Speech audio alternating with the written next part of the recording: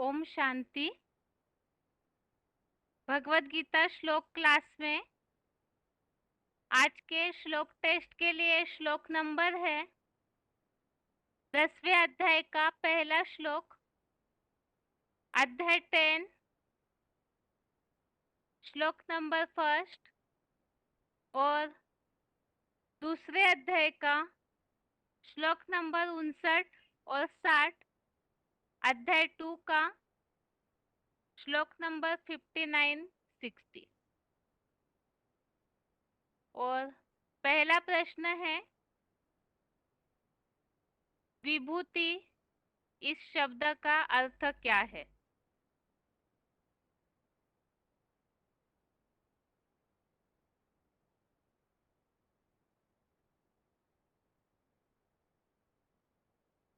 विभूति इस शब्द का अर्थ क्या है?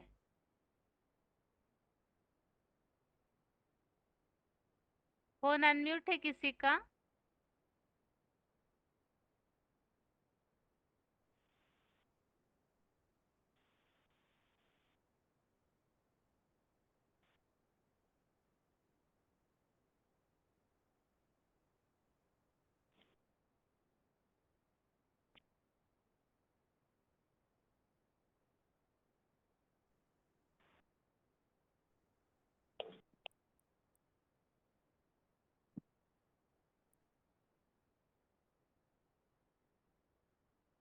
फोन अनम्यूट है किसी का?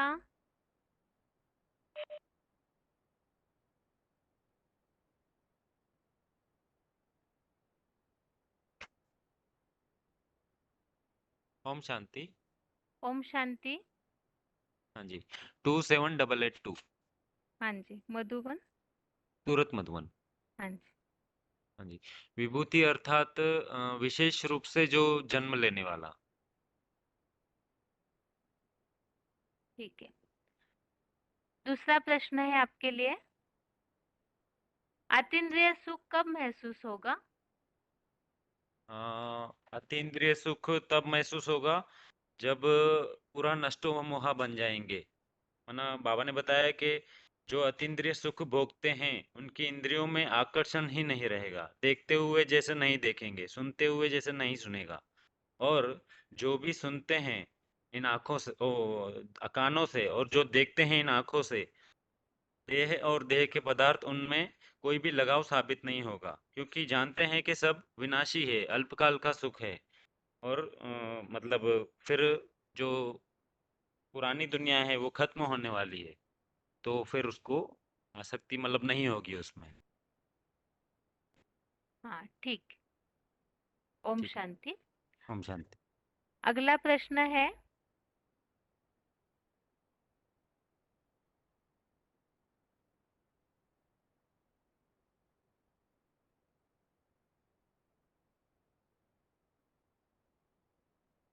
ज्ञानी तो आत्माओं से भी भूले होने का कारण क्या है?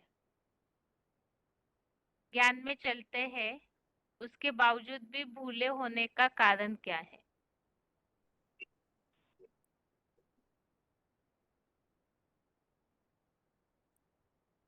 फोन अनम्यूट है।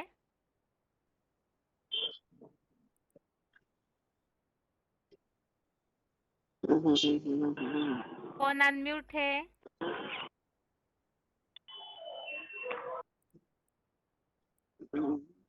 फोन अनम्यूट है किसी का?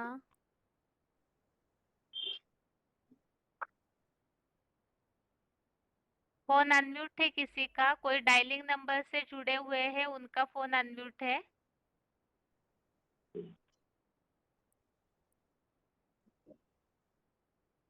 अपने फोन पे ध्यान दीजिए, फोन अनम्यूट हुआ है तो पता नहीं चल रहा होगा।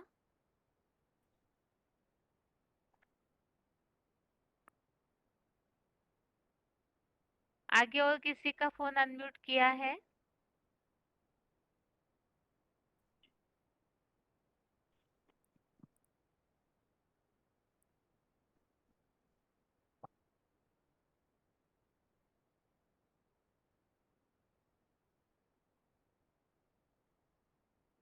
फोन अनम्यूट है किसी का?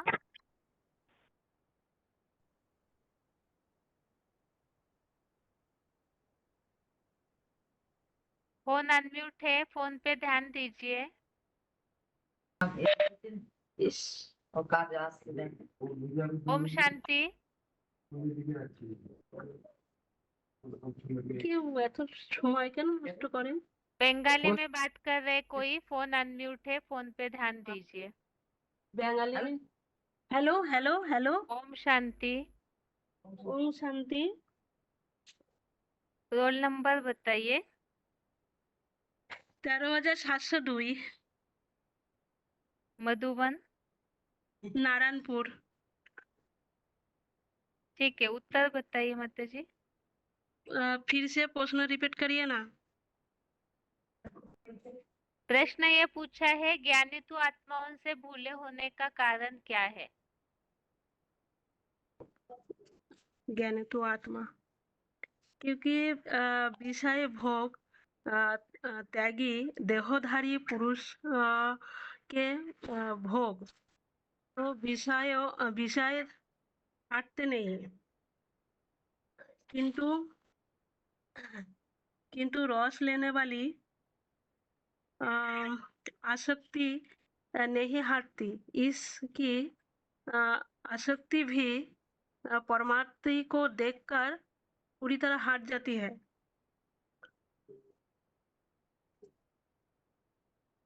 ठीक है, अभी इसमें प्रश्न का उत्तर क्या बताया बताइए।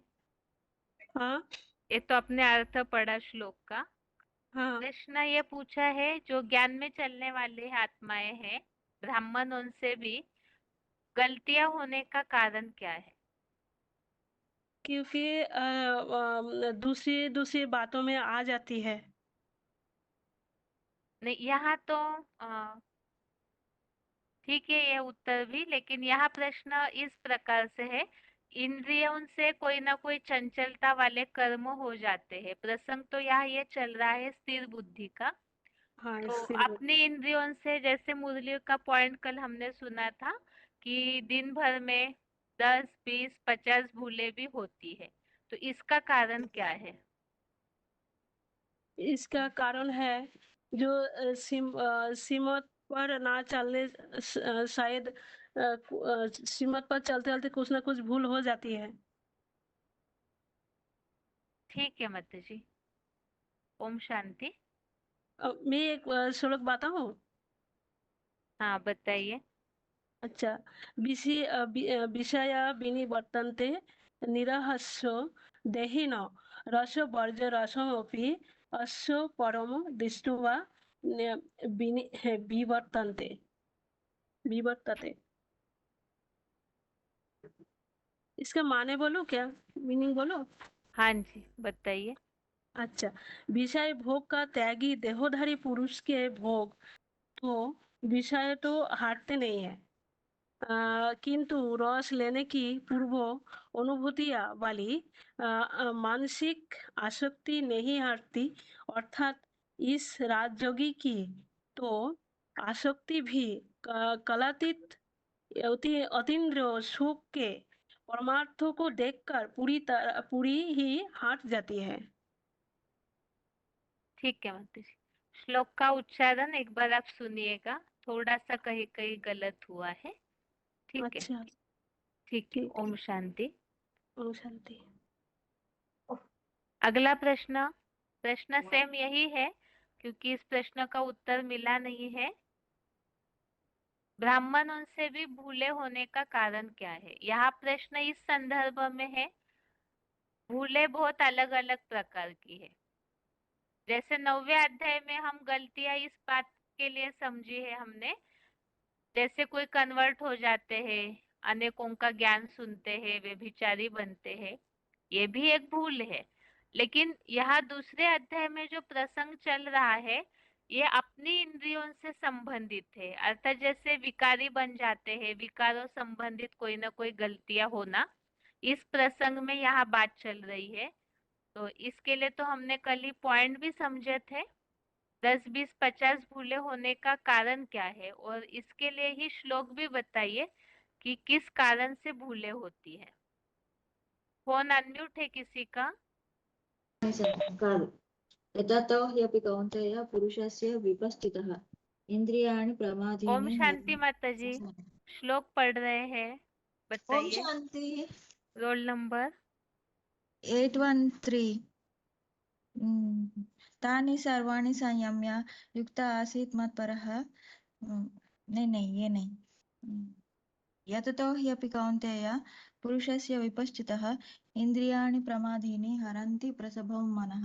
కాదు కాదు ఎత్తింది. हाँ हम्म, ठीक है, आगे बताइए। जो जो अलर्ट नहीं रहते हैं तो उनसे कुछ ना कुछ इंद्रियों से गलती हो जाती है। इसलिए वो आंखों से 10 20 50 भूले भी हो जाते हैं।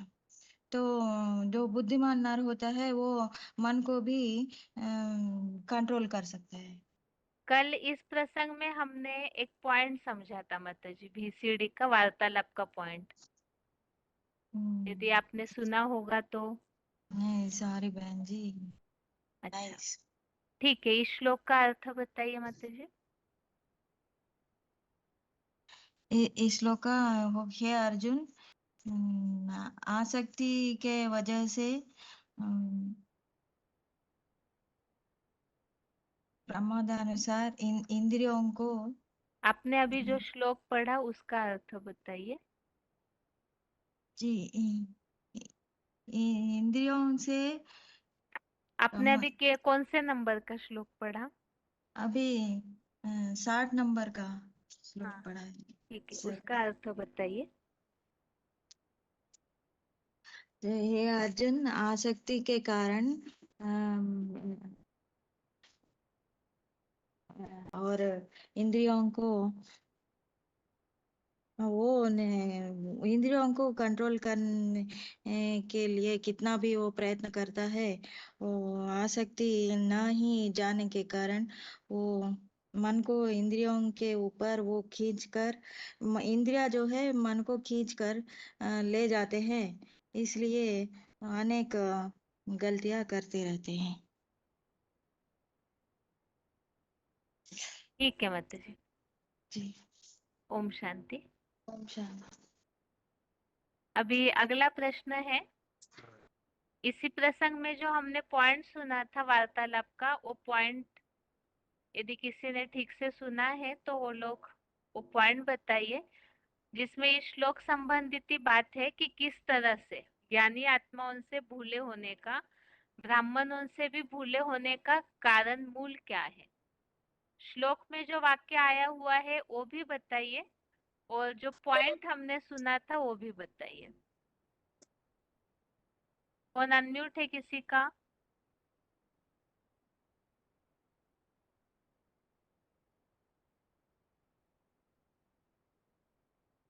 कौन अनम्यूट है किसी का?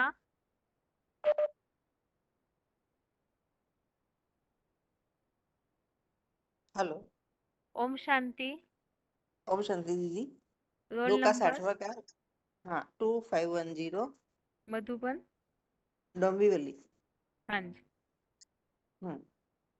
2 का 60 का संदर्भ में वार्तालाप का पॉइंट है 473 का। बुद्धिमान पुरुष की इंद्रियां भी मन को बलपूर्वक खींच लेती है। अच्छे अच्छे बच्चों से आंखों में 50 भूले होती है, एक को देखना नहीं चाहती, मन की आंखों से नहीं देखते, ये व्यभिचारी आंखों से देखना कन्या माताओं को की बात नहीं, कुमारों को भी ये हाल होता है। सबसे जास्ती धोखा देने वाली इंद्रियां हैं आंख। पूर्व जन्म का हिसाब किताब की बात है। ठीक है, यहाँ श्लोक में जो बात आई हुई है वो बताइए माता जी, कि भूले होने श्लोक का में मूल कारण क्या है। वो अर्थ में दिखाया है कि क्योंकि ये देह अभिमान नाशिनी देह दायश रीति कुंती के पुत्र प्रयत्न करते हुए बुद्धिमान पुरुष की भी अच्छे से मत डालने वाली खास नेत्र और कर्मेंद्रिया सहित अन्य इंद्रियां अर्जुन रथ के सर चढ़े चंचल कपिध्वज वाले मन को बलपूर्वक खींच लेती है। ठीक है माता जी, ओम शांति। ओम शांति। अगला प्रश्न है,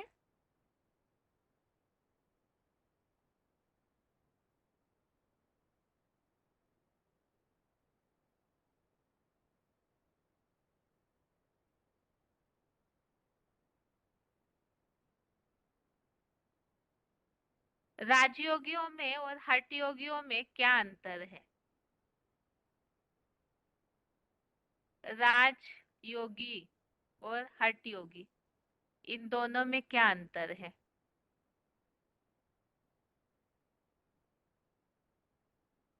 फोन अनम्यूट है? फोन अनम्यूट है किसी का? बातों का आवाज आ रहा है, फोन अनम्यूट है। ओम शांति। हाँ हेलो रोल नंबर बताइए। हेलो हाँ जी, रोल नंबर 4718 बताइए। हाँ जी, 4318 हाँ जी।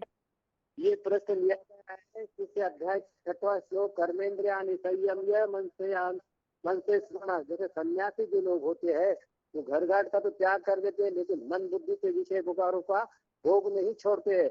और जब तक राजयोगी जो आत्मा होती है बाबा उनको ये पढ़ाई पढ़ाता है कि मन बुद्धि से भी इस दुनिया के सभी बातों को भूल जाना। यही अंतर है राजयोगी और हठ योगी सन्यासियों में। किसी अध्याय का 6वां श्लोक। हाँ, ये तो रेफरेंस श्लोक के तौर पे हमने समझा था। और दूसरे अध्याय का जो श्लोक है रिवीजन में, उसमें क्या बात आई हुई है वो श्लोक बताइए, और उसमें जो वाक्य आया हुआ है वो बताइए। दूसरे अध्याय में जिससे अध्याय का जो 59वां श्लोक है जो राजयोगी की हाई स्टेज के ऊपर पहुंच जाता है वो आत्मा की हर चीज में से आसक्ति हट जाती है क्योंकि वो ईश्वरीय सेवा के आगे कोई के ऊपर उसकी आसक्ति नहीं होती है। विषया विनिवर्तन से। हाँ, पूरा श्लोक बताइए। विषया विनिवर्तन से निराहरस्य बीज में है रसवर्जम रस अपियस्य परम दक्षवा निवर्तते। ठीक इसके है, बारे में बताया गया है कि विषय भोग का आहार न नहीं बात पूरी कीजिए, बात पूरी कीजिए आप अपनी। विषय भोगों का आहार न करने वाले पुरुष के विषय भोग हट जाते हैं किंतु राग आसक्ति नहीं हटती है। लेकिन ये ऐसी राजयोगी आत्मा है कि इसको परमार्थ की सेवा के सामने सारी चीजों की आसक्ति हट जाती है। ठीक है, ओम शांति। अभी अगला प्रश्न है,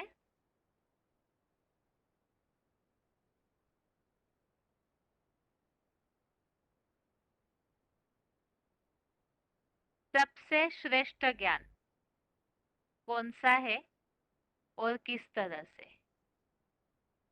सबसे श्रेष्ठ ज्ञान कौन सा है और किस तरह से? जो तुलना करके हमने पॉइंट सुना था, जो बाबा ने उसमें क्लैरिफिकेशन दिया हुआ है, वो पॉइंट सहित बताइए सबसे श्रेष्ठ ज्ञान कौन सा है। फोन अनम्यूट है किसी का? ओम शांति माता जी, रोल नंबर बताइए। दीदी 11,965 मधुबन। मधुबन अहमदाबाद। ठीक है, बताइए। दीदी थोड़ा सा कुछ जरा सा एक हिंट देंगे तो मैं उसको जल्दी से ढूंढ लूंगी। मैंने लिखा तो कल पूरा है लेकिन। ठीक है, ठीक है। 10वें अध्याय में जो हमने बातें समझी है ना, हाँ जी हाँ जी। हाँ 10वें अध्याय में ऐसी बात आई है, सर्वोत्तम वाणी सुनो। हाँ जी सर्वोत्तम बताते हैं दीदी। पहले श्लोक में बोलो दीदी। बताइए। 10वें अध्याय के लिए बाबा ने वाणी को सुने जिसने सबसे पहले भगवान की वाणी को सुना। हे सहयोगी रूपी दीर्घ बाहु पुनः धर्म पिताओं व ऋषि मुनियों से भी सर्वोत्तम। माने मेरी भगवान की जो वाणी है जिसे सुनो, जिसमें सुनने समझने और समझाने में ज्ञानियों से भी सर्वोत्तम प्रीतिमान हुए। ते माने अर्जुन की हित कामना से कहूंगा क्योंकि सारे ही सृष्टि की भलाई तेरे बीज रूप से है। अभी इस संबंधित जो हमने पॉइंट समझा था कि हाँ जी किस हिसाब से जो गीता वाणी है, जो भगवान गीता का ज्ञान सुना रहे अर्जुन को, वो सर्वोत्तम वाणी क्यों बोला है? दीदी 1 मिनट अभी बताती हूँ।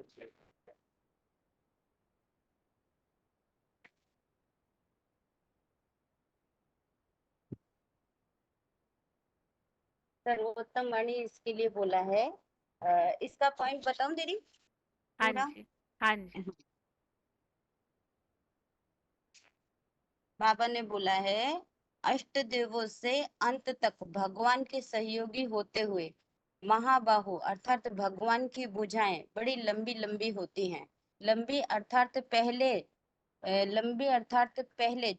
पहले जन्म से 84वें जन्म तक सहयोगी होते हैं। लंबी लंबी भुजाएं हुई, वह आत्मा ऐसी भी तो होती होंगी इस सृष्टि पर जो सदा कायम एक शिव बाबा है। 84 जन्म कायम है, 84 जन्म इस सृष्टि पर सदा कायम, उसके भी सहयोगी होते हैं।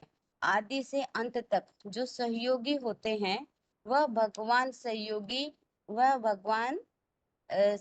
होते हैं, वह भगवान के सहयोगी होते हैं। तो लंबी लंबी भुजाएं महाबाहो कहते हैं उनको। ठीक है माताजी। हाँ जी, ओम शांति। ओम शांति दीदी। अगला प्रश्न यही है फिर से, ये जो गीता की वाणी या भगवान जो गीता का ज्ञान अर्जुन को सुनाते हैं, उसे किस कारण से सर्वोत्तम वाणी बोला है? हेलो। ओम शांति। ओम शांति दीदी। इस पॉइंट में बाबा ने ऐसा बोला था क्योंकि जो और शास्त्र है उसमें से वो माना कोई भी इतना श्रेष्ठ नहीं है जो गीता सर्वश्रेष्ठ शिरोमणि गाई हुई है, क्योंकि किसी का भी ज्ञान इतना गहरा नहीं है जितना भगवत गीता का गहरा है। हाँ जी, श्लोक बताइए और अर्थ बताइए। श्लोक तो यही है, 10वें अध्याय का पहला श्लोक जो है, एक सेकंड।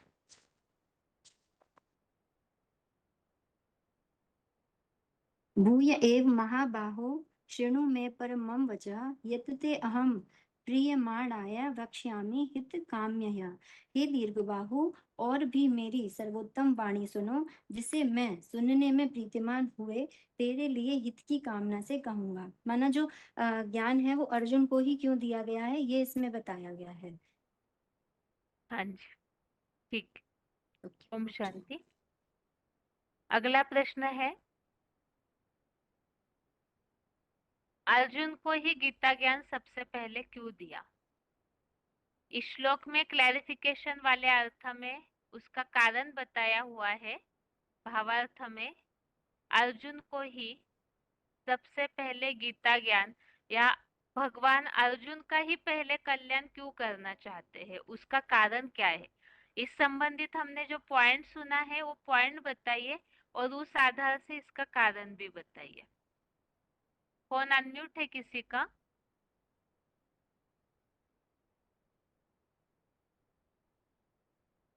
फोन अनम्यूट है किसी का?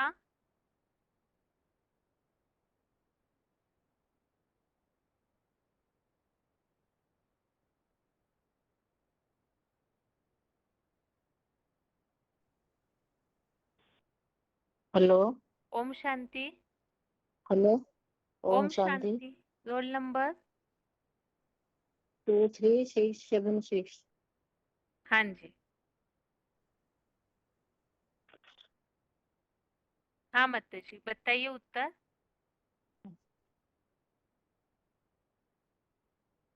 भगवान अर्जुन को जो ज्ञान सुनाया, जो ब्रह्मा मुख से वेदवाणी है, वेद मान्य जानकारी देना है। जानन देववाणी को सुनाते सुनाते और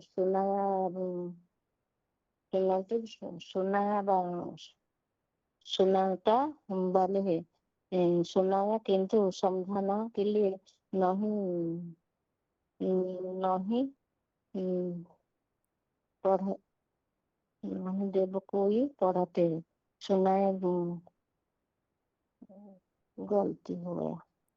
भगवान जो रथ में प्रवेश करते हैं, अर्जुन रथ में प्रवेश करते हैं। अर्जुन है मन रूपी घोड़ा, गुप्त है। मन को समझाना, जो डायरेक्ट विशेष ज्ञान के पूरा समझाते हैं, ऐसा बताया। कौरव सेना में खड़े हैं, यादव सेना भी खड़े हैं, पांडव सेना भी खड़े हैं। सारे सेना बीज ने माता जी ज्ञान किसकी दिया? और हेलो हाँ, आप थोड़ा हेलो सा अगर आप पॉइंट को समझे हैं तो आप अपने शब्दों में बताइए। पॉइंट तो बहुत लंबा है ना, समय जाएगा। हाँ ठीक है।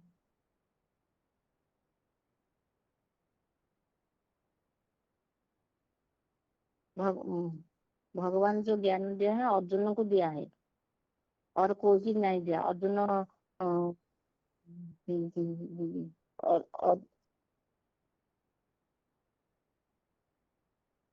अर्जुन रूपी रथ में शिव बाबा आते हैं और कोई देहधारी मनुष्य गुरु साथी नहीं आते, इसीलिए ये रथ को स्थिर स्थायी मानते हैं। ठीक है माता जी। 10 अध्याय 1 नंबर है। श्री भगवान वाच भूय एवं महाबाहो शृणु में परम वच तत् में अहम प्रियमाणाय वक्ष्यामि काम्यया। अर्थ है, हे सहयोगिया रूपी दीर्घ बाहु पुनः धर्म पिता व ऋषि मुनिया से भी सर्वोत्तम मेरी वाणी सुनो, जिसे मैं सुनने समझने और समझने में ज्ञानिया में भी सर्वोत्तम प्राण प्रीतिमान हुए तेरी हित कामना से करूंगा, क्योंकि सारी ही सृष्टि वृक्ष की चलाई तेरे बीज रूप से ही। ठीक है माता जी। ओम देखिए, शांति। और अभी आगे के लिए प्रश्न है?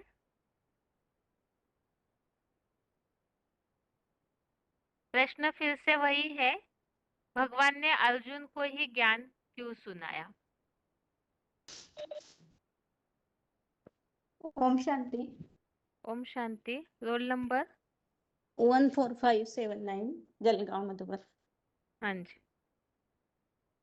क्योंकि अर्जुन ही मनुष्य सृष्टि का बीज रूप है, इसलिए बाबा कहते हैं, भगवान बाप कहते हैं कि तेरे सुधरने से सारी सृष्टि का सुधार हो जाएगा, इसीलिए। ठीक है माता जी। आपके लिए दूसरा प्रश्न है माता जी। हठ योगियों में विशेष किस बात के लिए हठ योगी उनको कहा जाता है?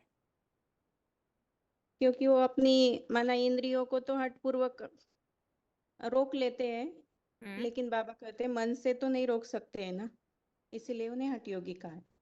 ठीक है। श्लोक में जो भावार्थ में वाक्य आया हुआ है वो बताइए।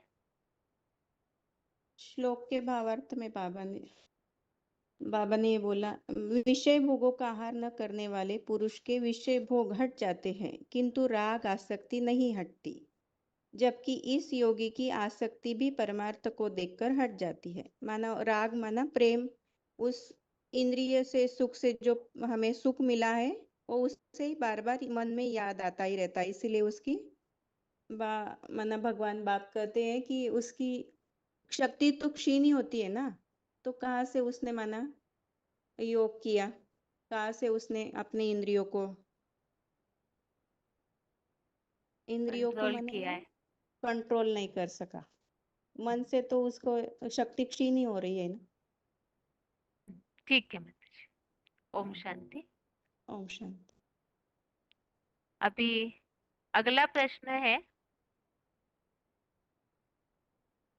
जो अतीन्द्रिय सुख संबंधित हमने अलग अलग बातें समझी थी कल VCD पॉइंट्स में।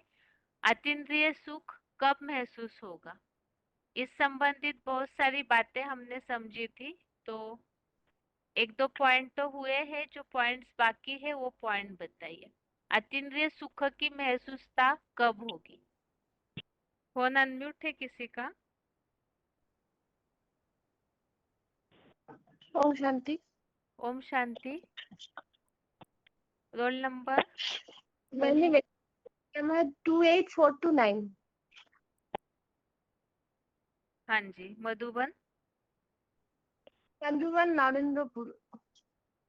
हाँ जी। अतीन्द्रिय सुख में ना बाहर की इंद्रियों की कोई सुख नहीं लेना, एक ईश्वर की याद से ही जो सुख मिलता है उसमें ही रमन करना।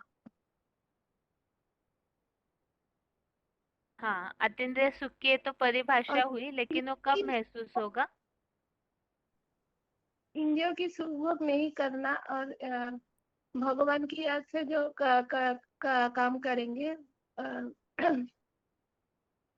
भगवान की याद से जो काम करेंगे वही उसी समय ही अतीन्द्रिय सुख। और किसी संपर्क, किसी देहधारी को भी याद नहीं आएगा कभी।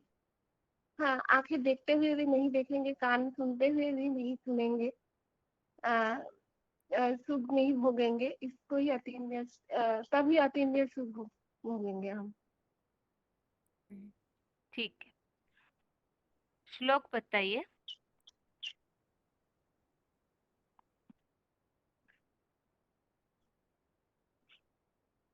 हेलो। हेलो। हाँ, हाँ जी। अतीन्द्रिय सुख की श्लोक। हाँ जी। अच्छा, 3-2 का 59 जो है वो है ना, विषय भोग त्यागी विषया विनिवर्तन्ते निराहारस्य देखिना रसवज्र रस अपि अस्य परं दृष्ट्वा निवर्तते। विषय भोग त्यागी देहधारी पुरुष के भोग तो विशेषतः हटते हैं, किंतु रस लेने की पूर्व अनुभूतियों वाली मानसिक आसक्ति नहीं हटती। अर्थात इस राजयोगी की तो आसक्ति भी कलातीत अतीन्द्रिय सुख के परमात्मा को देखकर पूरी ही हट जाती है। ठीक है, ओम शांति। ओम शांति।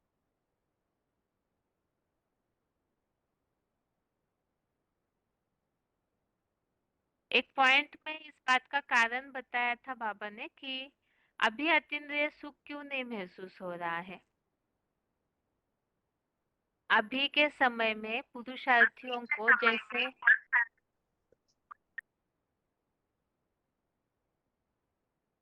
स्पीकर अपना ऑफ कीजिए, जिनका फोन अनम्यूट है।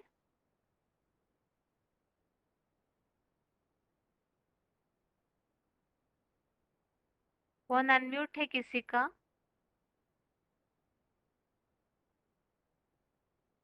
अभी के समय अतीन्द्रिय सुख महसूस न होने का कारण क्या है? फोन अनम्यूट है किसी का?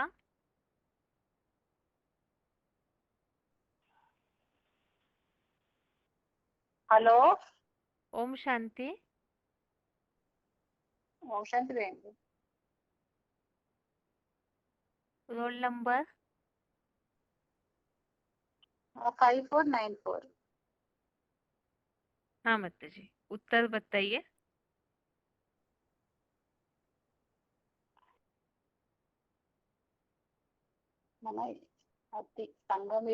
संगमित की महिमा बहुत अच्छा है। ये अतीन्द्रिय सुख जो अनुभव होना है वो नहीं हो रहे हैं।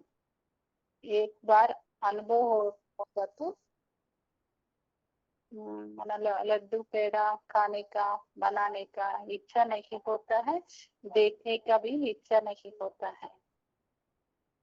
इसके लिए पॉइंट भी है ना, वो बता रहे जी। अतीन्द्रिय सुख में रहने वाला कभी अल्पकाल के इंद्रियों की सुख की तरफ आकर्षित नहीं होगा।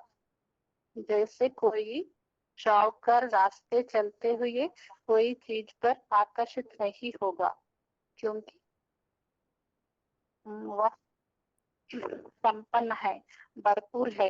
इसी रीति से अतीन्द्रिय सुख में रहने वाला इंद्रियों की सुख को ऐसा मानेगा जैसे जहर के समान है।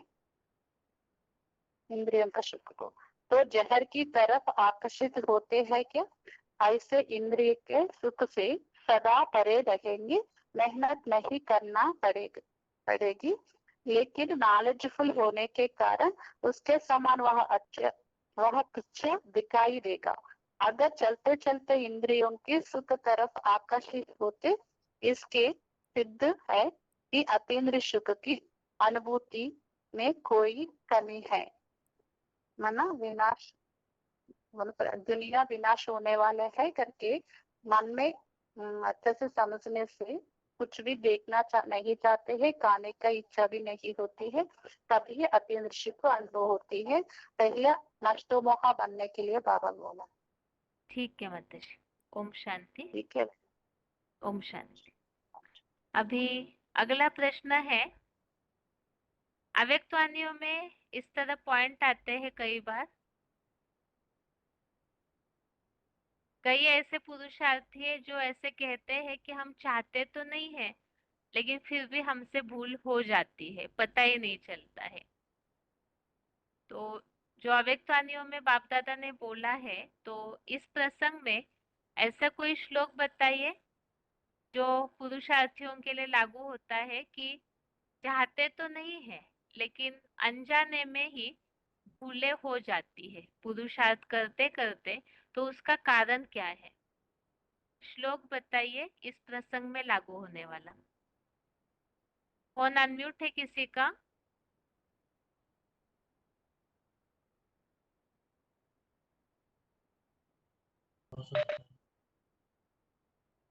ओम ओम शांति। शांति बहन। हाँ ओम मतलब शांति। ओम शांति। हाँ, रोल नंबर 23,328। हाँ जी। इसका प्रश्न बहन आपने ये पूछा ना कि ये ज्ञान में चलते चलते भूले क्यों हो जाती हैं। हाँ जी। तो इसका अध्याय 2 का जो 60 नंबर है ना, वो श्लोक लागू होता है कि जो चंचल मन है, जब तक मन एकाग्र नहीं हुआ है, अमन नहीं बना है, तब तक भूले हो जाएंगी, क्योंकि मन जो है वो इंद्रियों को अच्छी तरह से खींच लेता है। वरना हम चाहते हुए भी कि हम ये कर्म नहीं करें, फिर भी वो चंचल मन की वजह से इंद्रियां उस विषय भोग की ओर खींच जाती हैं। ठीक है माताजी। श्लोक बताइए और अर्थ बताइए। यततो हि अपि कौन्तेय पुरुषस्य विपश्चिता इंद्रियाणि प्रमाथीनि हरन्ति प्रसभम मना। अर्थ भी बताएं। हाँ जी। क्योंकि हे देवान नाशनी कुंती के पुत्र, प्रयत्न करते हुए बुद्धिमान पुरुष की अच्छे से मत डालने वाली इंद्रियां भी मन को बलपूर्वक खींच लेती हैं। ठीक है माताजी। ओम शांति। बहन भाई भी हैं। दे दीजिए। ओम शांति। इस श्लोक संबंधित हमने 2 पॉइंट समझे थे, तो कोई भी एक पॉइंट बताइए जिसमें बाबा ने क्लियर किया था कि किस तरह से भूले होती है।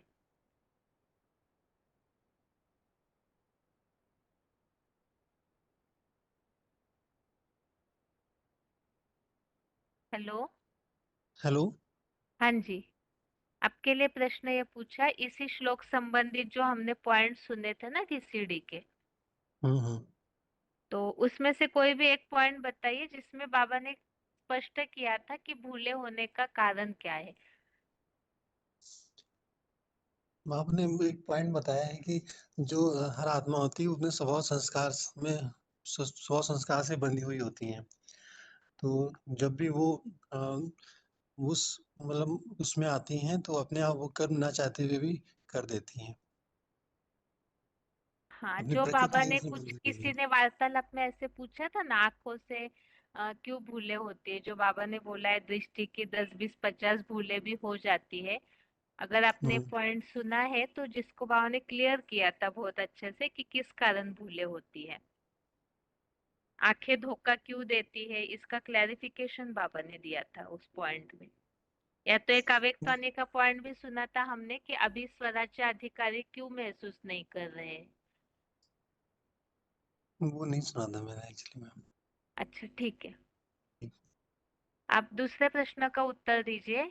जो 10वें अध्याय के श्लोक में इस पॉइंट को हमने सुना था कि ज्ञानियों में भी सर्वोत्तम है जो समझाने में भी उत्तम है।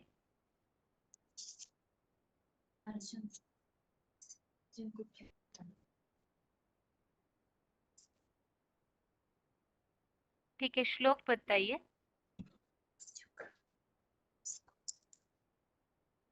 अभी श्लोक नहीं याद है मुझे। 10 का 1। देख के बताइए, देख के बताइए। अच्छा, 10 का 1 है हाँ कि जी। भूय एवं एव महाबाहो शृणु मे परम वचः यत्ते अहं प्रियमाणायां पृच्छामि हितकाम्यया।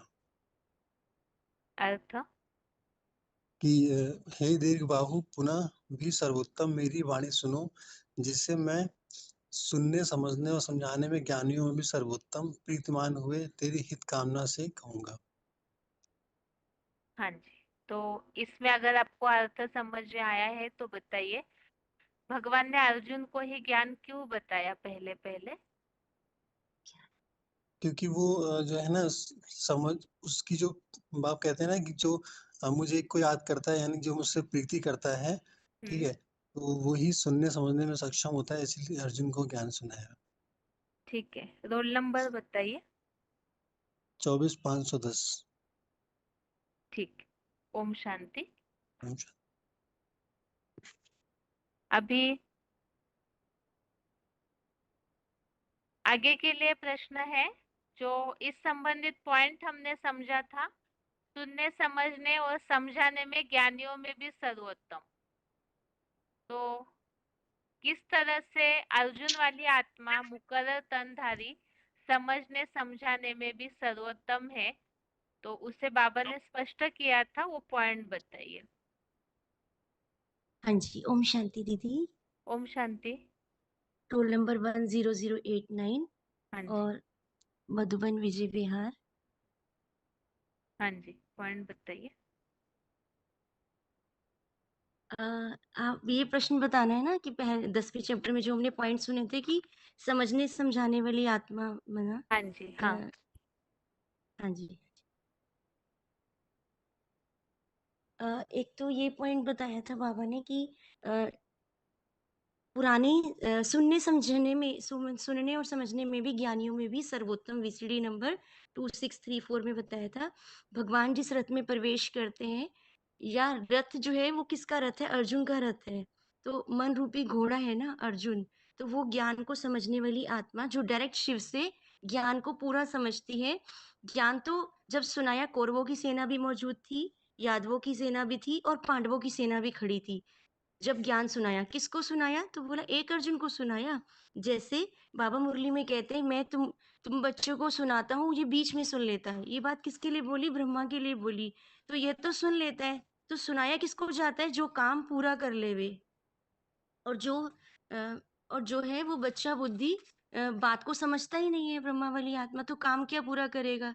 तो अर्जुन को ही स्पेशल ज्ञान दिया, स्पेशली सुनाया। मतलब अर्जुन के रथ में, अब रथ कोई स्थूल रथ नहीं है, घोड़े गाड़ी वाले रथ की बात नहीं। शास्त्रों में बोला है, शरीरम रथम विद्यते इंद्रियाणी प्रयाणी ना। इंद्रियों को घोड़ा समझ, शरीर को रथ समझ। तो अर्जुन का ही रथ जो है वो मुकर्रर रथ है, जिसके तन में बैठ ज्ञान सुनाते हैं, जो खुद भी समझते हैं और दूसरों को भी समझाते हैं।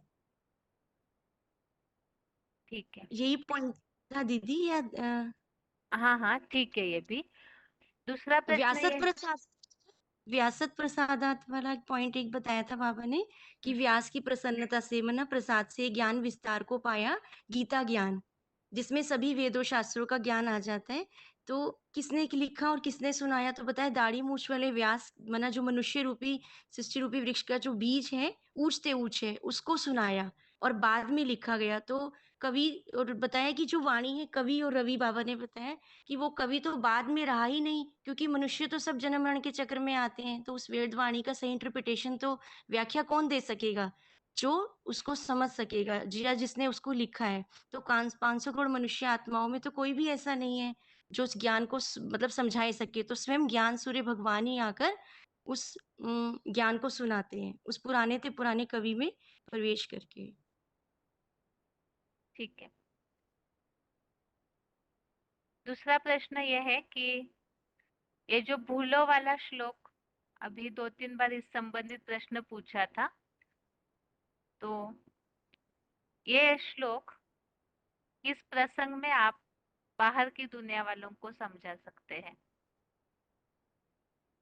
भूलो वाला 10, 20, 50 बाबा जो कहते हैं भूले रोज करते हैं, हाँ उसके जी। लिए पूछ रहे हो? हाँ जी। हाँ हाँ, जी। इसके लिए बता सकते हैं। जैसे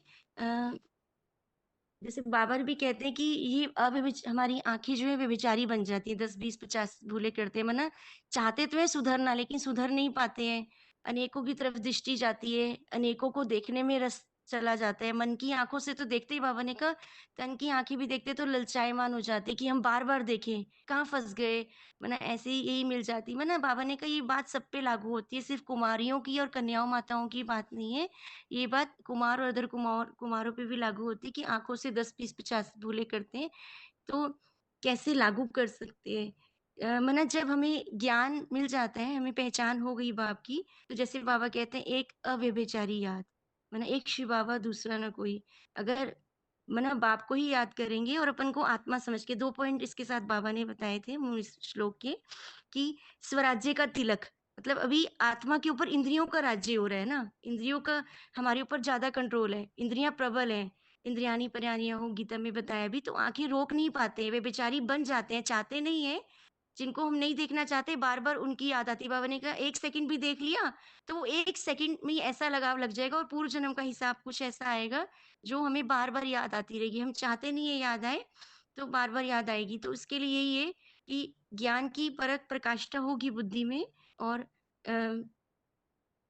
एक चीज ये भी है कि अगर हम ब्राह्मण जीवन में ज्ञान और योग बैलेंस करके चलेंगे, मना ज्ञान, जैसे बाबा कहते हैं मुरली से प्यार, मुरलीधर से प्यार, मुरली मिस नहीं करनी है, तो बुद्धि में ज्ञान रहेगा तो हम प्रयास तो कर सकते हैं, भले अभी ब्राह्मण जीवन में उतार चढ़ाव तो आते हैं, पर कोशिश कर सकते हैं आंखें अनेकों में ना जाएं, मना व्यभिचारी आंखें ना बने, क्योंकि आंखें ही बाबा ने का मुख्य अंग है अंधा बनाने वाला। सबसे जास्ती धोखा देती हैं आंखें, पता ही नहीं पड़ता कि कब धोखा खा जाते हैं। 1 सेकंड देखा, 10 सेकंड देखा, बस बुद्धि फिर उधर ही जाती रहती है।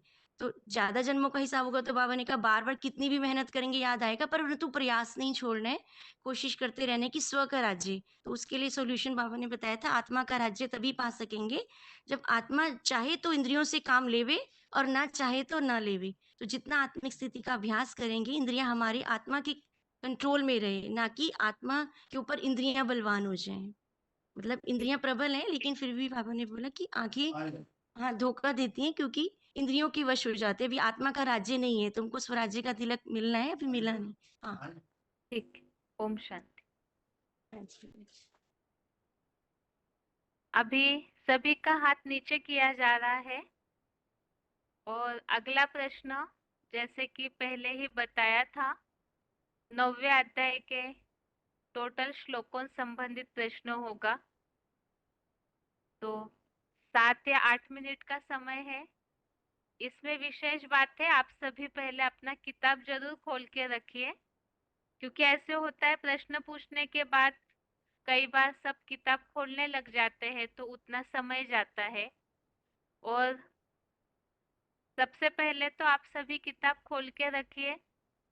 दूसरी बात, जो प्रश्न पूछा जाएगा तो श्लोक कोई भी पढ़ के न सुनाए, क्योंकि 9वें अध्याय को कई बार रिपीट किया हुआ है। सिर्फ आपको श्लोक नंबर बताना है और प्रश्न जिस प्रसंग में पूछा है तो श्लोक में आया हुआ केवल वो वाक्य ही बताना है आपको।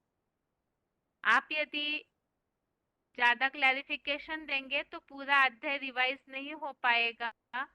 तो इसीलिए सभी के पास केवल 2 या 3 ही सेकंड के लिए प्रश्न होगा। आपको उत्तर आता है तो बताइए, अगला प्रश्न पूछेंगे। यदि 2 प्रश्नों का उत्तर आपको नहीं आएगा तो आपका फोन म्यूट किया जाएगा, क्योंकि 34 श्लोक है तो पूरे श्लोकों के प्रश्न पूरे हो, इस हिसाब से आप उत्तर देने में इस तरह एवर रेडी रहिए। और हो सकता है कि अभी इतने 8-10 दिन में सभी ने 9वां अध्याय पढ़ा ही होगा, तो जिन्होंने भी पढ़ के रखा है वो लोग हाथ उठाइए।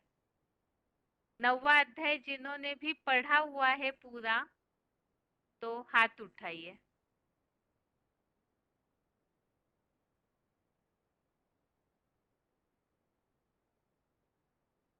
नौवां अध्याय जिन्होंने भी पढ़ा है हाथ उठाइए।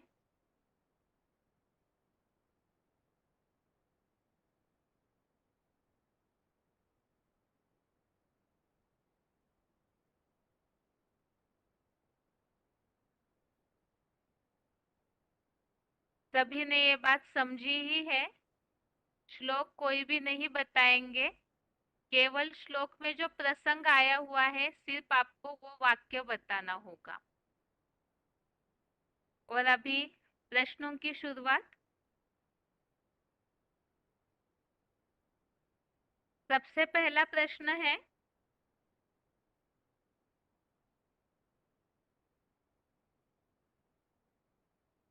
कौन सी ऐसी कमी रह जाती है पुरुषार्थियों से जिस कारण से नरक में जाकर गिरते हैं? कौन सी ऐसी कमी है जिस कारण से भगवान के पास न पहुंच करके नरक में या द्वापर युग में जो अंधेरे वाला मार्ग है वहां पहुंच जाते हैं?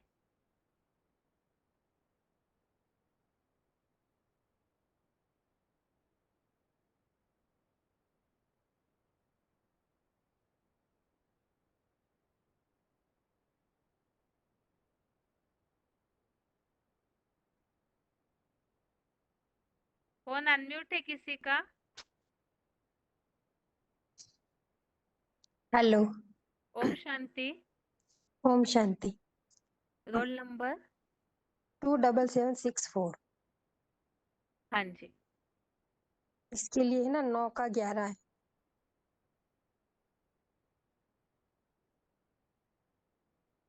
9 का 11 कैसे? मतलब है ना भगवान को नहीं जानते हैं तो उनकी अवज्ञा करते हैं। हाँ ये ठीक है, लेकिन प्रश्न ये पूछा हुआ है यहाँ कि जो द्वापर कलयुग में अज्ञान अंधकार के मार्ग में जाने वाले हैं उसका कारण क्या है? तो यहाँ तो भगवान को न जानने वाले मूढ़मती है ऐसा प्रसंग चल रहा है। लेकिन प्रश्न ये पूछा है कि जो द्वापर कलयुग के अज्ञान अंधकार के मार्ग में चले जाते हैं, अंधेरे में चले जाते हैं, उसका मूल कारण क्या है? आप जानती माँ बुढ़ा मतलब भगवान को नहीं जानते हैं वो, इसलिए। वैसे श्लोक नंबर सही नहीं है आपका उत्तर। अच्छा आप अच्छा जी। दूसरा प्रश्न का उत्तर दीजिए आप।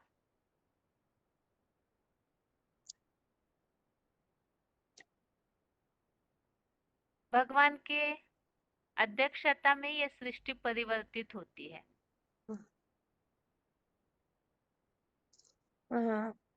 जगत भी परिवर्तते। ठीक है, ओम शांति। अगला प्रश्न है, इस प्रश्न का उत्तर सही नहीं मिला है इसलिए प्रश्न सेम वही है फिर से। द्वापर कलयुग में जो जाकर के गिरते हैं नरक में जन्म जन्मांतर, उनका मूल कारण क्या है? कौन सी ऐसी कमी रह जाती है जो द्वापर युग में जाकर के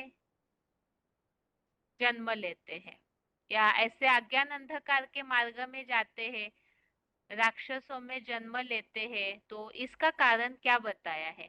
मूल कारण। फोन अनम्यूट है किसी का?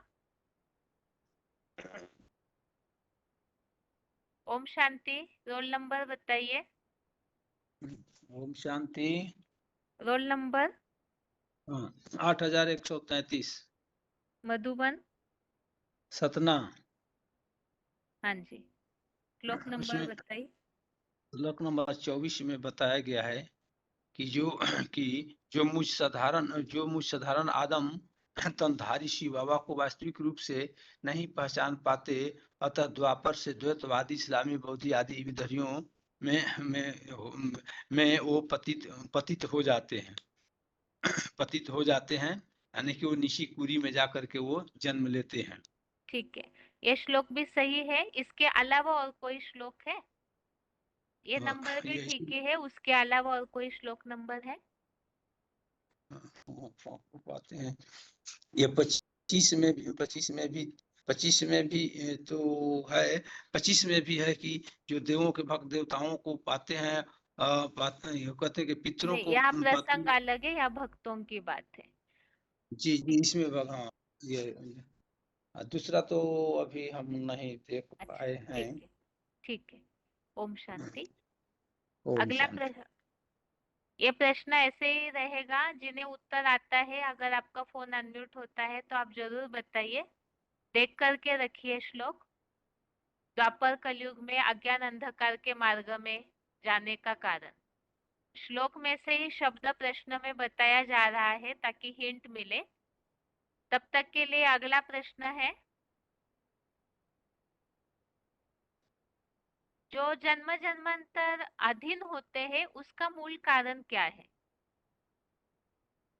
जन्म जन्मांतर जो अधीन हो जाते हैं उसका कारण क्या है?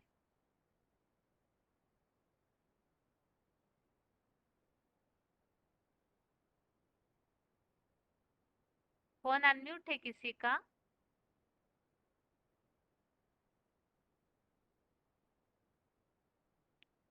जिन्होंने भी हाथ उठाया है जरूर अपने फोन पे ध्यान दीजिए। फोन अनम्यूट है किसी का? हेलो। ओम शांति। ओम शांति दीदी, ये 25 में आया है, 9 ठीक के है 25 में दीदी। हाँ, ये भी श्लोक नंबर ठीक है। और इसके अलावा और कोई श्लोक है? और दीदी जो आप पूछ रहे थे ना, वो भाई कौन से नरक में प्रवेश करते हैं, हाँ उसके जी। लिए 9 का 21 आया है। नहीं माता जी, मनुष्य वहाँ 9 के 21 में प्रसंग ही अलग है। यहाँ तो प्रवेश, देवताएं पुण्य क्षीण होने पर हाँ नरक में हाँ जाते जी हाँ हैं, जी, ऐसा हाँ प्रसंग नरक है। में प्रवेश करते हैं, हाँ जी दीदी। हाँ, लेकिन ये प्रसंग अलग है। यहाँ तो देवताएं किस तरह से पुण्य क्षीण होने पर नरक में जाते हैं वो ठीक है। लेकिन यहाँ मूल प्रश्न ये पूछा है कि यहाँ संगम युग में कौन सी कमी रह जाती है जिस कारण से ऐसी आत्माएं अनेक जन्मों तक नरक में ही पड़ी रहती है, अज्ञान अंधकार के मार्ग में जाती है, मोह अंधकार में जाती है, इस तरह से था। बाकी माता जी, ये जो पराधीनता है इसके लिए और कोई श्लोक आया है? हाँ जी दीदी आया है। बताइए। नंबर पता है तो तुरंत बताइए, नहीं तो आगे बढ़ेंगे फिर। दिन के लिए तो 25। देखना पड़ रहा है तो ठीक है माता जी, रखती हूँ मैं। आगे के लिए श्लोक नंबर देख के रखिए। जिनका फोन अनम्यूट होगा, 2 प्रश्न हो गए अभी पेंडिंग। एक तो अज्ञान अंधकार के मार्ग में जो जाते हैं उसका मूल कारण क्या है, और दूसरा प्रश्न ये है पराधीनता के लिए और कोई श्लोक। प्रश्न नोट करके रखिए, अगर आपको श्लोक मिलता है तो आप जरूर बताइए। तब तक के लिए अगला प्रश्न है,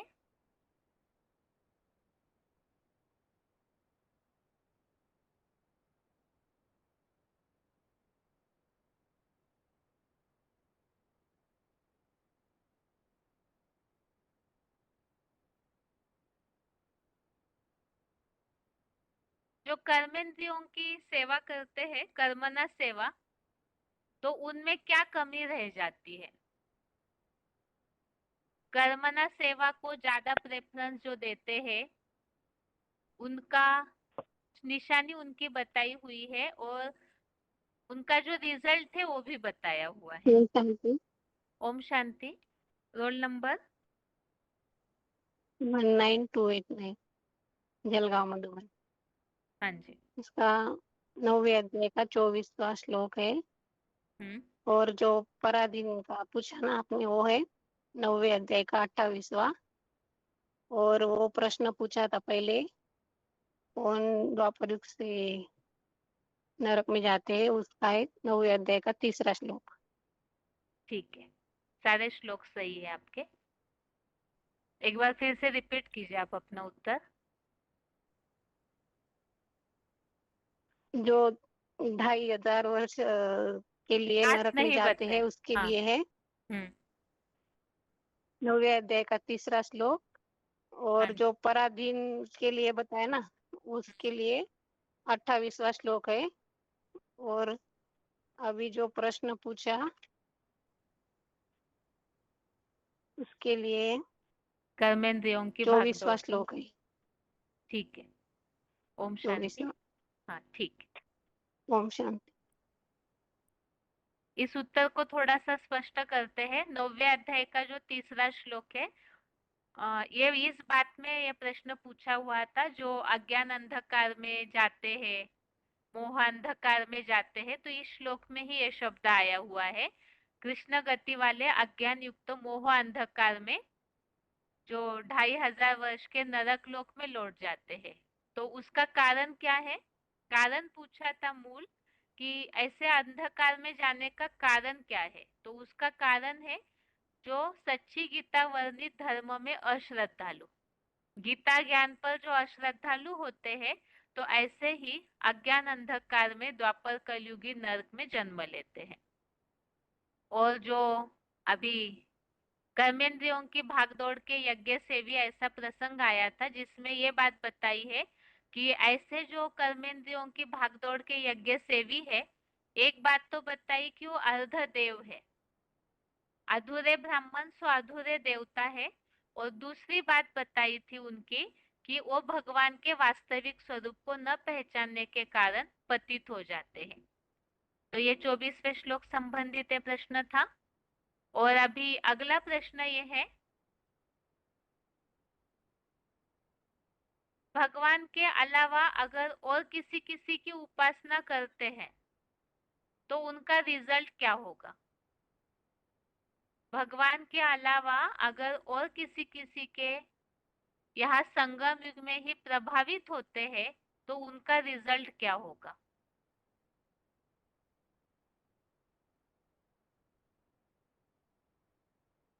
फोन अनम्यूट है किसी का?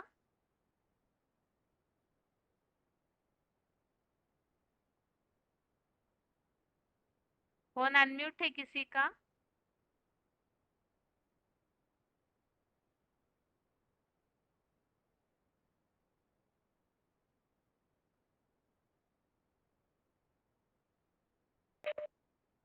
हेलो। ओम शांति। ओम शांति। Roll 9 number? का 19,860। मधुबन? नारायणपुर। 9 का? 9 का 23।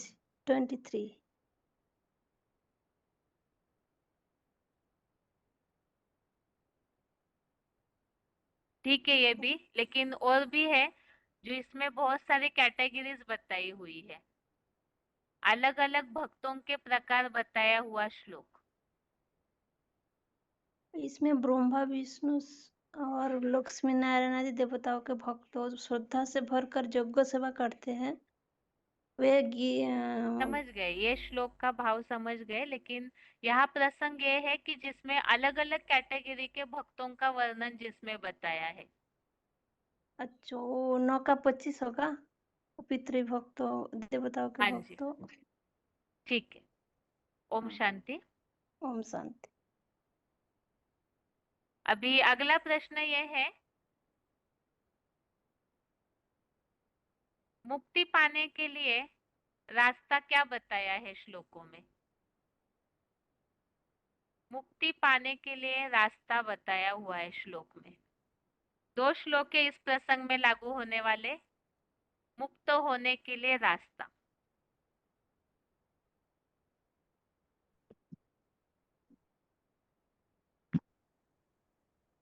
फोन अनम्यूट है? ओम शांति। Roll number? 26 मधुबन? जी। मधुबन? ढेंकानाल। ठीक है, उत्तर बताइए। ढेंकानाल ओडिशा। अभी उत्तर याद है। 9 का 13। मुक्ति पाने के लिए, इसमें मुक्ति की तो बात नहीं आई है 9 के 13 में। दुखों से, हर प्रकार के बंधनों से मुक्त कौन हो सकते हैं?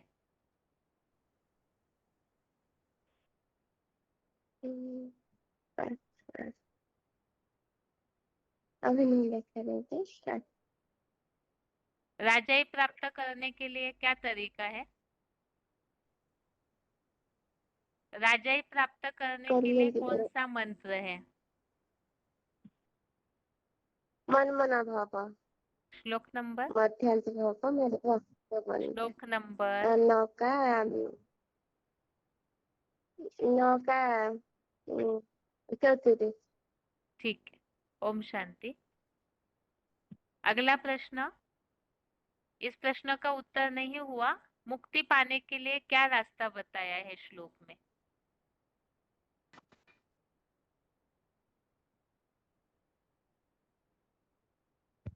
कौन सा पुरुषार्थ है जिससे मुक्ति मिल जाती है और समय भी बताया होगा उसमें? 2 श्लोक है। फोन अनम्यूट है।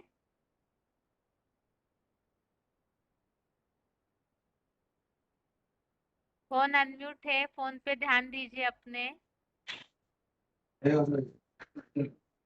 फोन अनम्यूट है। ओम शांति दीदी। Roll number 24184 Madhuban. बोधन। श्लोक नंबर 18 9th में 18 हाँ 18 कैसे माता जी? गति मुक्ति या जीवन मुक्ति पत्ती। ठीक है। और इसके अलावा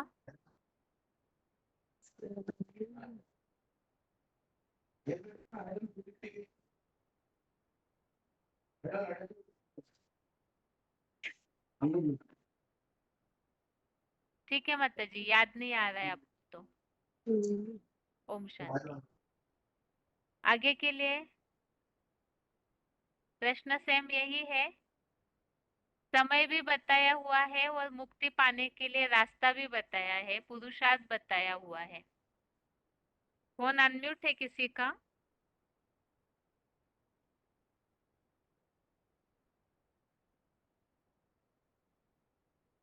फोन अनम्यूट है किसी का? हेलो ओम शांति। हेलो रोल नंबर ओम शांति दीदी। Roll number 28195 Madhuban. ढेंकानाल ओडिशा। ठीक है। श्लोक नंबर बताइए। बाबा ने श्लोक नंबर 9 का एक श्लोक में बताया। भगवान ठीक है अर्जुन माता को जी। ने बताया ठीक है माता जी, पढ़िए नहीं। और कोई श्लोक नंबर पता आगे। है? ये नंबर सही है, इसके अलावा कोई श्लोक नंबर पता है आपको? 9 का 3 9 का 3 में तो अलग नहीं प्रसंग नहीं है। ठीक है माता जी। नहीं 9 का 3 नहीं। ठीक है माता जी। ओम शांति। अभी वैसे समय हो रहा है, इसलिए किसी एक व्यक्ति का फोन अनम्यूट किया जाएगा क्योंकि काफी टाइम हो गया है।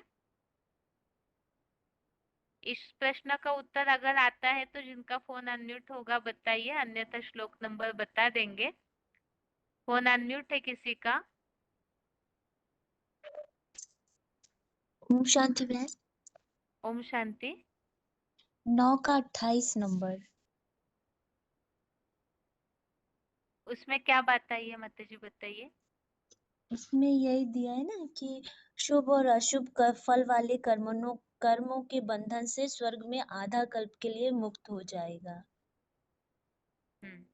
वास्तव में दोनों श्लोक ज्वाइंट है, 27 और 28। जो जी जितना जी अर्पण में होगा तो वो उतना स्वर्ग में मुक्त हो अर्पण जाएगा। बाकी आपने जो बताया वो भी सही है।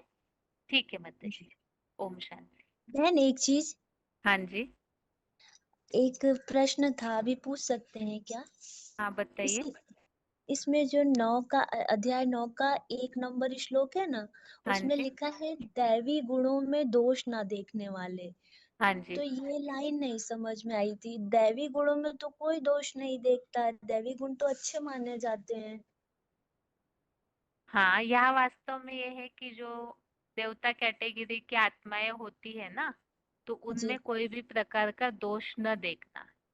ये श्लोक जब चला था तो इस प्रसंग में जो पॉइंट ऐसे चला था ना कि जी किसी भी में भी दोष न देखने वाले ऐसे जो आत्माएं हैं तो उनको ये ज्ञान बताया जाता है। जैसे अर्जुन है तो अर्जुन जी की तो कैटेगरी ये है ना कि जो यहाँ देवता बनने वाले लोग हैं, देवताओं जी गुणों को धारण करने वाले हैं। तो ऐसी पुरुषार्थ होना चाहिए कि हम किसी के भी दोष न देखें, किसी की भी गलतियां न देखें। इस प्रसंग में जो पॉइंट हमने सुना था, किसी के भी अवगुण नहीं देखना है, इस तरह पॉइंट सुना था। तो उसमें दैवी गुणों क्यों लिखा हुआ है? दैवी इसी माना तो अच्छे होगा ना, दैवी हाँ, गुण मना तो ऐसे अच्छे होता है ना होगा। माता जी, जैसे कि कोई व्यक्ति बहुत अच्छा है, उसके बावजूद भी उनमें कमियां निकालने लगते हैं लोग। अच्छा तो अच्छा। ज्ञानी तो आत्माएं तो कहीं भी कोई प्रकार की कमी नहीं देखेंगे, इसलिए विशेष अच्छा बात बताए, किसी के भी अवगुण नहीं देखना है। जी जी, ठीक है बहन, ठीक जी। ओम शांति। हाँ, ओम शांति बहन।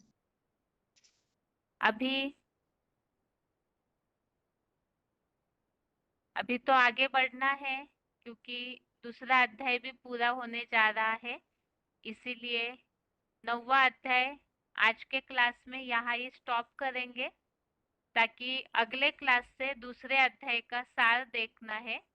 तो दूसरा अध्याय भी आप जरूर पढ़ के रखिए, क्योंकि 2 हफ्ते में दूसरा अध्याय की रिवीजन भी पूरी हो जाएगी। तो दूसरे अध्याय में भी इसी तरह किया जाएगा 2-3 क्लास में। टोटल दूसरे अध्याय में 72 श्लोक है, 72। तो आधे आधे श्लोकों पर प्रश्न होंगे।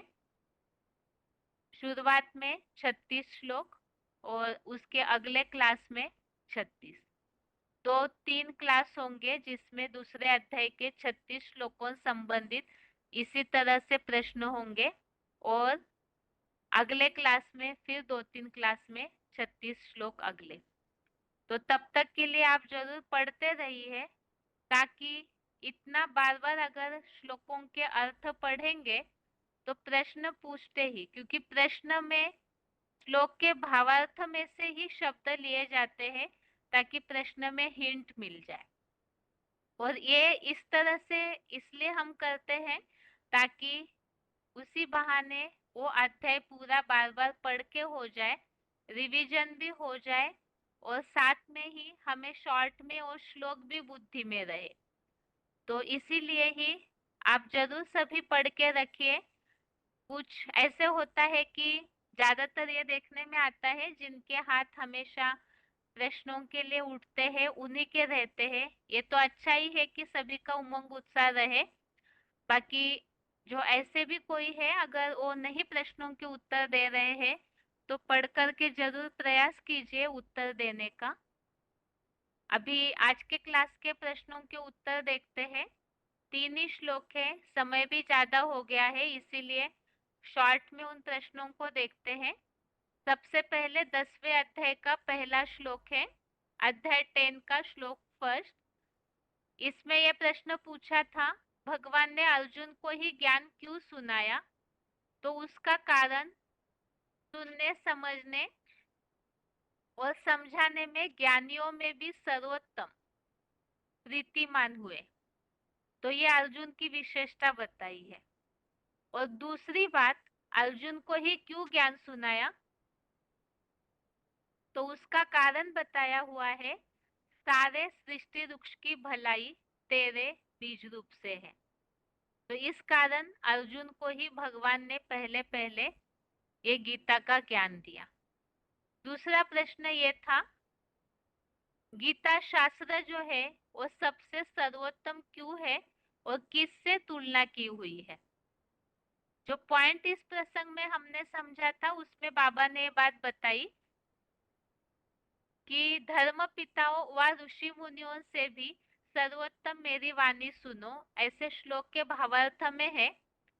तो सर्वशास्त्र शिरोमणि कहा जाता है, तो धर्म पिता या ऋषि मुनि, उनसे भी श्रेष्ठ ज्ञान भगवान का है गीता ज्ञान। वो इसीलिए क्योंकि और कोई भी धर्म शास्त्र में इतना गहरा ज्ञान नहीं दिया जाता है जितना कि गीता शास्त्र में ये ज्ञान दिया जाता है। एक भगवान ही है जो आकर के सच्चाई का रास्ता बताते हैं। बाकी जो धर्म पिताएं हैं, ज्ञान तो उन्होंने सुनाया, लेकिन वो नर है, मनुष्य है, तो नर्क बनाने वाला ज्ञान सुनाया।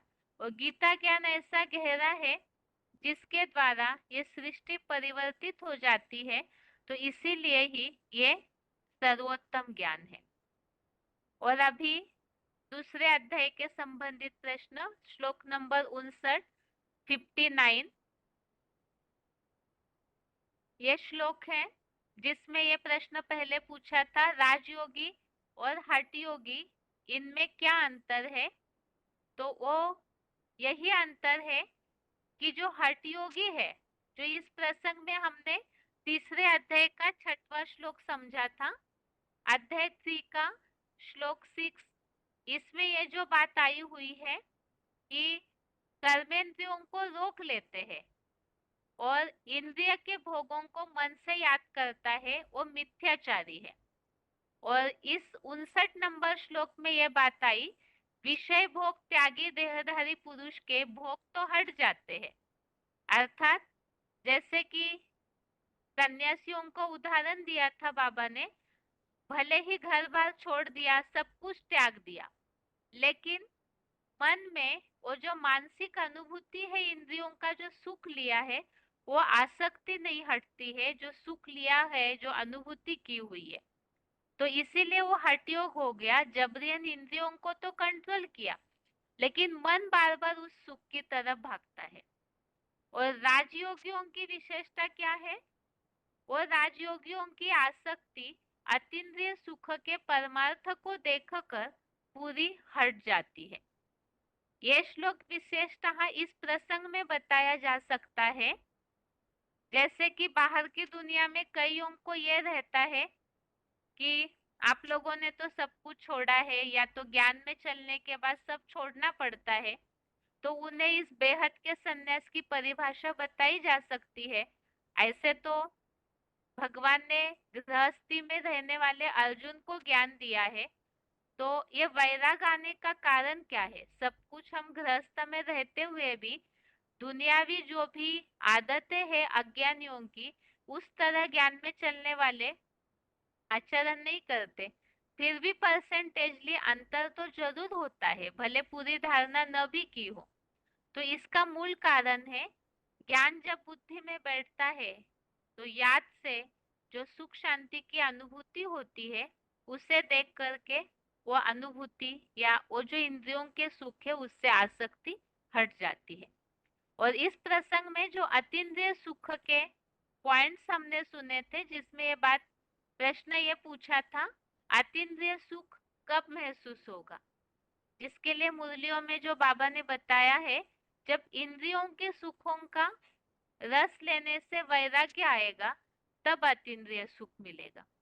और दूसरा, जैसे कि पॉइंट में ये बात बताई बाबा ने, अतीन्द्रिय सुख मिलना अर्थात ये इंद्रियों के सुख, जैसे कि आसक्ति पूरी हट जाती है। इस प्रसंग में पॉइंट समझा था, देखते हुए भी नहीं देखेंगे, सुनते हुए भी नहीं सुनेंगे, इस दुनिया में रहते हुए भी जैसे कि बुद्धि उपराम हो जाएगी। क्यों? क्योंकि अतीन्द्रिय सुख में जो लवलीन हो जाते हैं भगवान की याद में, तो उनको ये दुनिया जैसे कि एटॉमिक विस्फोट से दुनिया विनाश हुई पड़ी है, ऐसे अनुभव होगा। और अगला 60वां श्लोक है 60 नंबर का, जिसमें यह प्रश्न पूछा था कि ज्ञानी तो आत्माओं से भी भूले क्यों होती है? ज्ञान में चलते चलते भी ब्राह्मणों से भूले क्यों होती है? तो इसमें भी हो सकता है कई बार अज्ञानी लोग जो धारणाओं को देखते हैं तो उस कारण बात भी उठाते हैं। तो यहाँ ये प्रसंग जो मुरलियों में बाबा ने बताया कि 10, 20, 50 भूले भी दृष्टि वृत्ति की जरूर होती होगी। इसका कारण प्रयत्न करते हुए बुद्धिमान पुरुष की भी अच्छे से मथ डालने वाली इंद्रियां मन को बलपूर्वक खींच लेती है। अर्थात रुद्रमाला के मन के है, या तो जो भी ब्राह्मण है, ज्ञान मिला, सब जानते हैं पाप और पुण्य की परिभाषा, उसके बावजूद भी गलतियां होने का कारण एक तो पूर्व जन्मों का हिसाब किताब, और उस हिसाब किताब के कारण जो इंद्रिया है वो तो चंचल है, क्योंकि देहभान मिटा नहीं, तो वो इंद्रियों की चंचलता जो है मन के संकल्पों को भी हिला देती है, तो मन को बलपूर्वक संकल्पों में खींच लेती है। और इस प्रसंग में जो हमने स्वराज्य का पॉइंट समझा था, आत्मा का वास्तव में इंद्रियों पर राज्य होना चाहिए। अभी तो इंद्रिया मन के ऊपर प्रबल हो जाती है, तो संकल्प भी हलचल में, इंद्रिया भी हलचल में, लेकिन स्वराज्य अधिकारी अर्थात आत्मा का फुल कंट्रोल हो। तो ये आज के टेस्ट संबंधित प्रश्नों के उत्तर हुए और आज के लिए गीता क्लास यहाँ तक ही। ओम शांति।